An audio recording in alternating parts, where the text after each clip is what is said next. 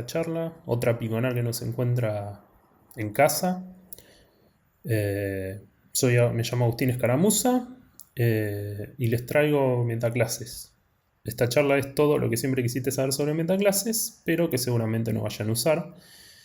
Y el porqué de seguramente no lo vayan a usar se los voy a contar al final. Por supuesto, porque si se los cuento al principio, ¿para qué van a ver el resto de la charla? Si no lo van a usar. Esta charla surge a partir de una que había dado en la Piconar 2019 era presencial esa. Ustedes son muy jóvenes, no se acuerdan, pero antes las Piconar se hacían en lugares físicos y uno se podía ver con otra gente físicamente. Y no solo eso, sino que no tenía que usar barbijo. Una locura, sí, ya sé. Y en esta charla yo lo que hablaba eran principalmente de features de Django que Django está implementando en Python, por supuesto. Y Django usa fuertemente cosas específicas de Python.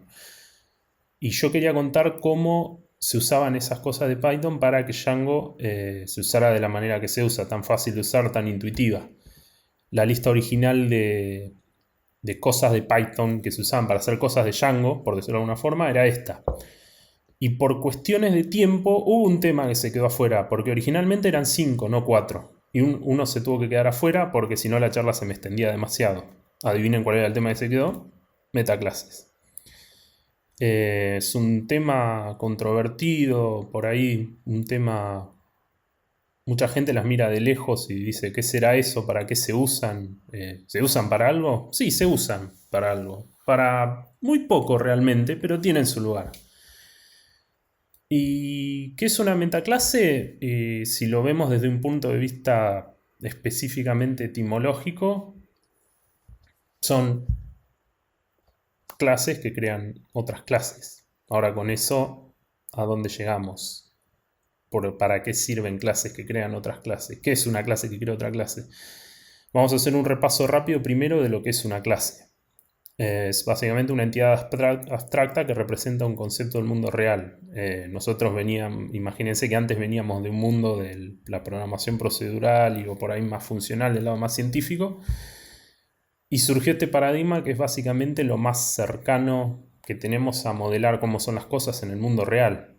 Tenemos también objetos que surgen a partir de esas clases. Las clases nos dan una plantilla a seguir para crear objetos. Los objetos encapsulan estado y encapsulan comportamiento en datos y métodos respectivamente. Cuando creamos un objeto a partir de una clase decimos que es una instancia de esa clase. Y lo bueno de las clases es que se pueden reutilizar. Yo puedo definir clases a partir de otras clases, diciéndole cuando yo defino una clase, bueno, partiendo de esta determinada clase, cambiame estas cosas. Y esta reutilización de clases se llama herencia. Si supongamos que tenemos dos clases, una clase A y una clase B, si decimos que la clase B hereda de A, entonces A es la superclase o la clase padre de B y B es la subclase o la clase hija de A. Estos son los conceptos básicos de programación orientada a objetos que quiero que tengamos en mente, porque después las cosas se van a complicar bastante si no tenemos en cuenta esto. ¿Qué sucede en Python? Probablemente habrán escuchado esto de que en Python todo es un objeto. ¿Qué quiere decir esto? Que todo en realidad es instancia de la clase objeto. En Python tenemos una clase que se llama object, objeto. ¿Qué quiere decir esto? Nosotros en Python tenemos infinidad de distintas estructuras de datos. Tenemos cadena de caracteres, tenemos listas, también tenemos otras cosas, también tenemos funciones, tenemos clases propiamente dichas. Y que todo en Python es un objeto es literalmente eso. Todo en Python es una instancia de esta clase object, que es la clase de la cual se deriva todo lo demás en Python. Eso quiere decir que las cadenas de caracteres van a ser instancias de object, hasta las funciones también son objetos, bueno, son instancias de object. Y también cualquier instancia de una clase va a ser instancia de object también. Pero entonces, object, ¿qué es? Parece medio raro este código que les estoy mostrando, pero tiene su sentido, porque si yo lo ejecuto, me va a dar esto. Que object también es un objeto, pero object es una clase. Y no solo eso, sino que object de alguna forma es instancia de sí mismo. ¿Cómo funciona eso? ¿Cómo se implementa? Y no es tan... no tiene una explicación dentro de Python esto realmente. Esto, en cierta forma, es un axioma de Python. Es un hecho que es real. ¿Y cómo lo demuestro? No puedo demostrarlo si me quedo dentro de Python. Para eso me tengo que salir de Python y entrar en la implementación de Python, en CPython, por ejemplo. El código C que implementa Python. No les voy a mostrar código C, no se preocupen. Solo para mencionarlo, que esta relación sí está implementada, pero no está implementada dentro del intérprete de Python, que es donde nosotros nos movemos. Por eso digo que es un axioma.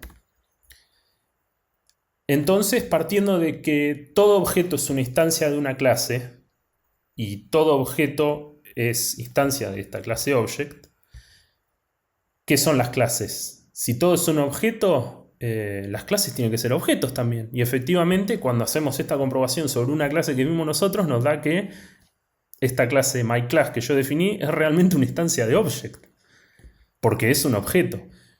No solo eso, toda clase no solo es instancia, sino subclase de object también. Volviendo a esta función de isInstancia, la usamos por supuesto para comprobar si determinadas cosas son instancias de otras.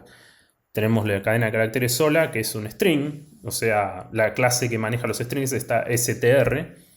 Hacemos la comprobación, es una instancia, y también es una instancia de object, por supuesto. Habrán visto por ahí que mucha gente usa esta función type para ver si algo es algo. Es medio engañoso usar esta función, porque fíjense que en el segundo ejemplo, obviamente la cadena de caracteres no es... ¿qué quiere decir esto de is algo? Nos da falso, pero sin embargo sabemos que esta cadena de caracteres es una instancia de object, porque todo es un objeto, entonces todo tiene que ser una instancia de object. ¿Qué hace esta función type entonces? Lo que hace esta función type es devolver la clase que instanció el objeto que yo le paso como argumento. El tipo se le dice. El tipo es la clase que lo instanció. En este caso el tipo de una cadena de caracteres es string, es str. El de un entero es int. Lo podemos ver acá. Yo tengo una variable que se llama language, que yo la igualo a la cadena de caracteres Python. Le digo, che, ¿cuál es el tipo de language? str, porque la clase str fue la que creó esta instancia de una cadena de caracteres que es Python.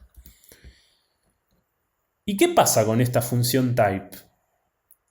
No solo es, bueno, es una instancia de object, porque todo es un objeto. Pero no solo eso, sino que por algún motivo esta clase de object es una instancia de type.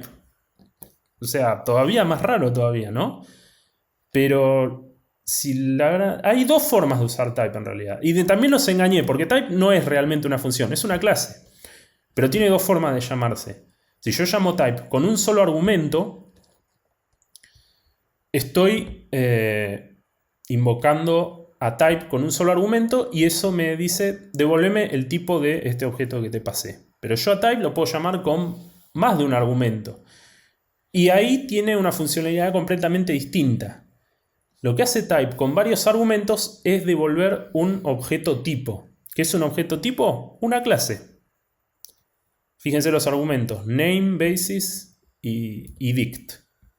Vamos a ver más adelante para qué son. Entonces, partimos de que toda clase es instancia de type, porque al instanciar type, con la forma que vimos anteriormente, nos devuelve una clase. Y a eso vamos que todas las metaclases son su clase de type.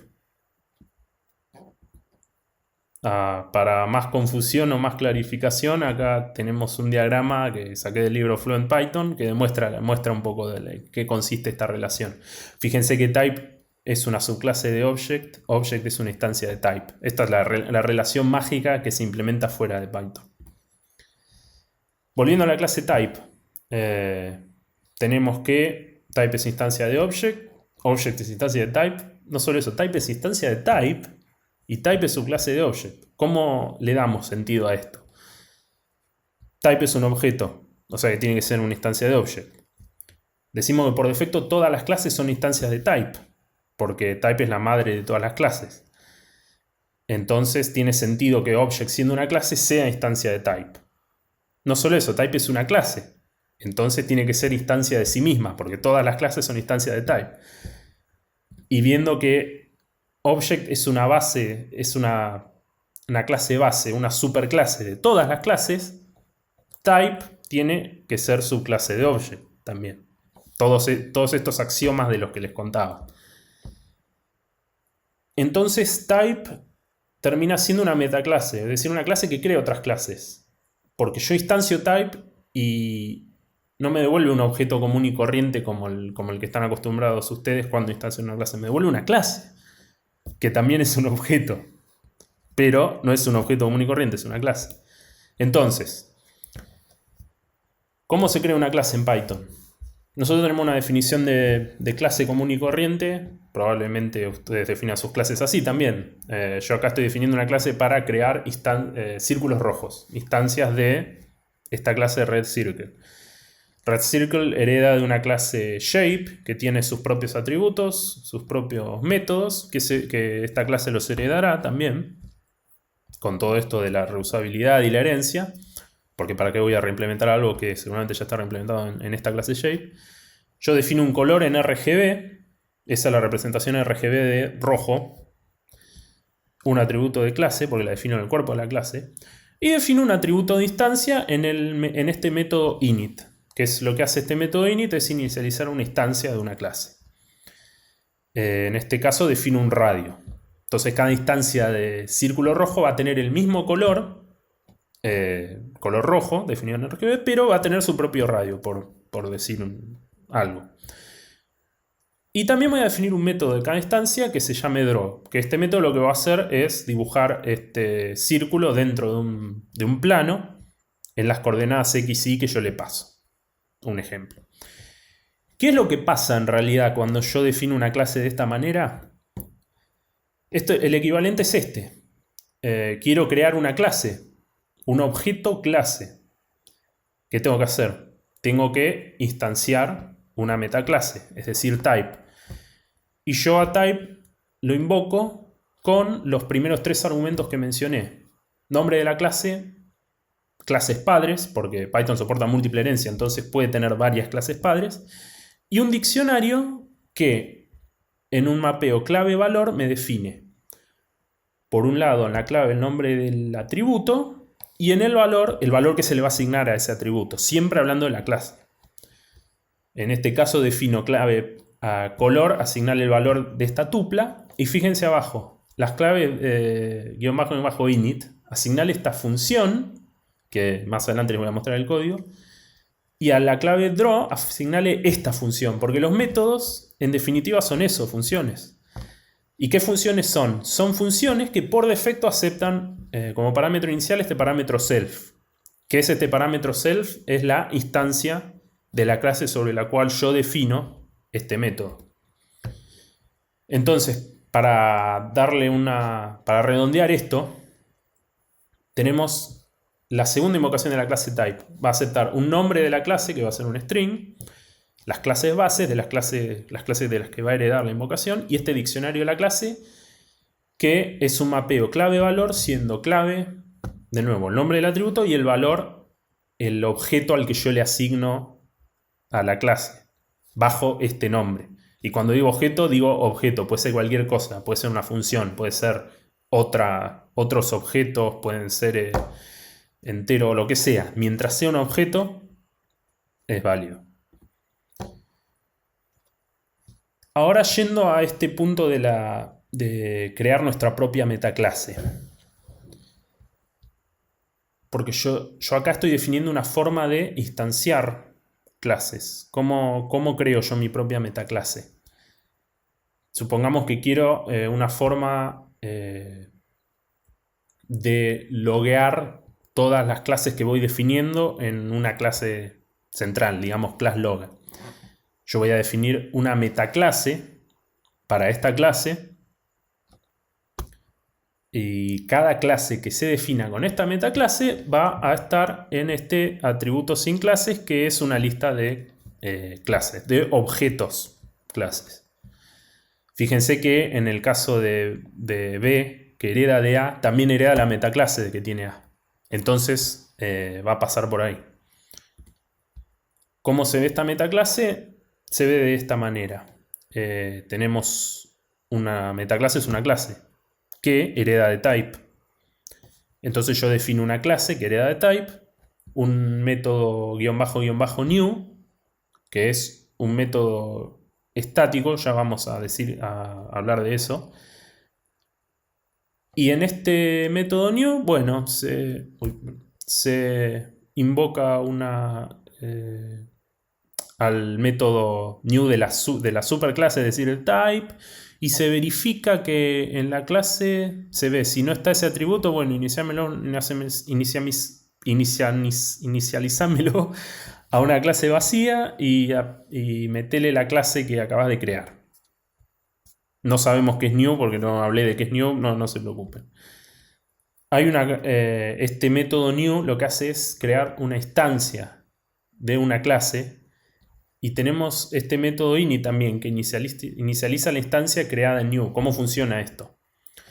Yo tengo los dos métodos. Defino mi clase, defino estos dos métodos. El método new va a retornar siempre una instancia de una clase.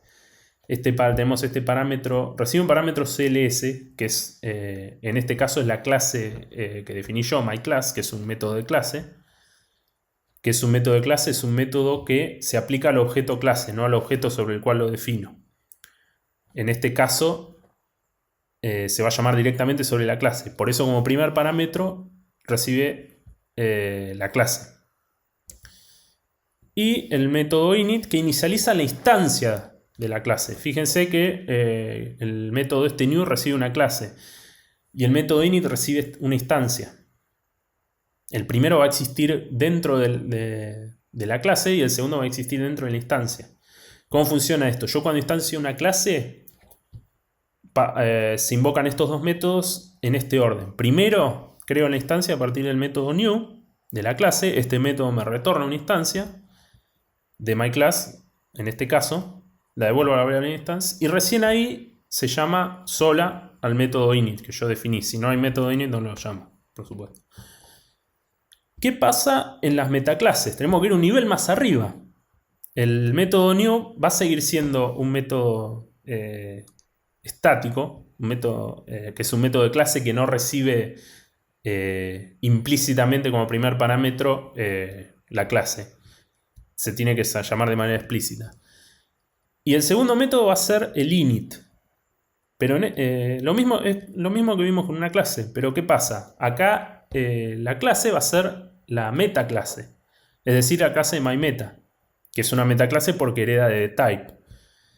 Y en segunda instancia se llama el init sobre la instancia de esa clase myMeta. ¿Pero qué es la instancia de esa metaclase? Otra clase. Entonces, yo, cuando defino una clase con una metaclase myMeta, por debajo, ¿qué pasa? Sobre el mismo nombre que yo definí la clase, se llama a este método new de la metaclase y después se inicializa la clase en sí misma. Estoy haciendo lo mismo que hacía con objetos, pero con clases que también son objetos.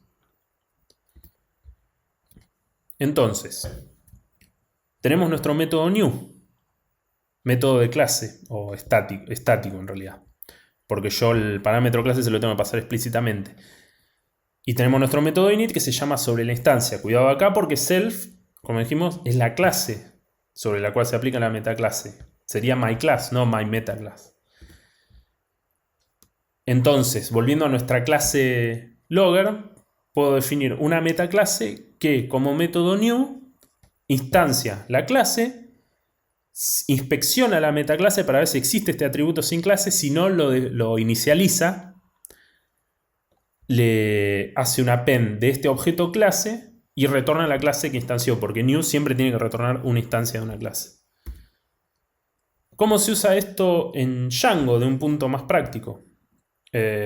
Partiendo de un model de Django, tenemos un model con nuestros fields y con la metaclase model base, que por defecto se define cuando yo uso model, entonces no la van a ver acá hasta cuando yo defino la clase model, van a ver si van al código de Django que usa la metaclase model base. ¿Qué hace esta metaclase model base? Dos cosas, entre otras. Registra la clase en las aplicaciones de Django y setean el nombre y el model a cada field. Esto, como está definido dentro de una metaclase, sucede apenas el intérprete de Python llega al punto de que nosotros definimos la clase.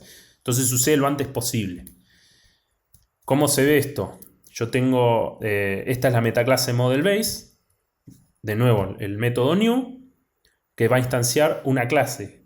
¿Cuál es la clase que va a instanciar? La clase model, porque yo la metaclase la defino sobre la clase model. Entonces a este nuevo model va a acceder a este --meta.args, que es no tiene nada que ver con las metaclases. Este --meta es como una especie de metadata de la clase.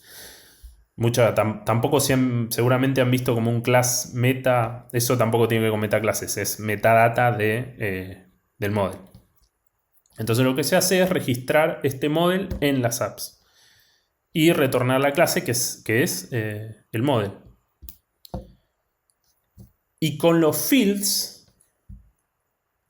inspecciona este contributable attrs, que es el diccionario el cuerpo del model que nosotros definimos anteriormente después de tener unas transformaciones. Fíjense que, ¿se acuerdan? El diccionario se definía como clave valor. Entonces yo, por un lado, voy a tener el nombre del objeto, que es el nombre del field, y el objeto en sí, que es una instancia de la clase field. Ya sea un char field, un integer field, lo que sea field, porque yo los models los defino de esa manera. Los defino como atributos de clase a los que les asigno una instancia de estos fields. Y a esta nueva clase llamo a este método de clase object name y le paso el nombre del objeto y el objeto en sí. ¿Cómo se ve este método de clase? También hace una implementación adentro que si lo llama a una función sobre el valor y si es has contribute to class, si tiene es un chequeo de si tiene definido un método de clase contribute to class y lo llama. Y este field lo que hace este método setea los atributos a partir del nombre y le setea el model. Como model, la clase que yo le paso, es decir, yo cada vez que inspecciono el field, a partir de esto tengo acceso al model. Y así es como Django usa metaclase. Fíjense que esto lo que hace es que todo esto suceda lo antes posible. No cuando instancio el model, no cuando uso algo del model, sino realmente cuando defino el model. Es decir, lo antes posible. Ahora, ¿todo esto para qué? Para que seguramente no lo vayan a usar esto. Ustedes piensen por un momento, ¿quiénes son los usuarios finales de su código generalmente? Los usuarios del producto en el que sea que estén trabajando. La realidad es que las metaclases se usan cuando el usuario final de tu código son otros desarrolladores. ¿Y qué tan frecuentemente nos encontramos en esa situación realmente? ¿Cuántas veces nosotros escribimos código para otros desarrolladores? Otra cita que saco del libro Fluent Python, esta es de un señor que se llama Tim Peters, que inventó el algoritmo de ordenamiento que usa por defecto las listas de Python. También es un contribuyente de código de Python, que dice que las metaclases son algo de lo que el 99% de los usuarios nunca se deberían preocupar. Y si se preguntan si los necesitan, realmente no, porque si las necesitaran realmente sabrían que las van a necesitar. Entonces, ¿por qué esto de dar una charla sobre algo que no se va a usar por ahí? Porque yo creo que para mí es valioso saber cuándo, más valioso que saber cuándo usar algo es cuándo no usar algo, porque yo creo que muchas veces nos encontramos en situaciones muy peligrosas en cuanto al código que escribimos porque decimos, a esto hay que usar esto, y realmente por ahí no sabemos que tenemos que usar eso y vamos por un camino por el que realmente no tenemos que ir y a veces volverse de ese camino es demasiado tarde. Así que bueno, espero que hayan disfrutado esta charla, espero que hayan entendido algo de esta charla, por lo menos entender cuándo usarlo y cuándo no. Y si tienen algunas preguntas, nos vemos en el canal de Discord. Muchas gracias.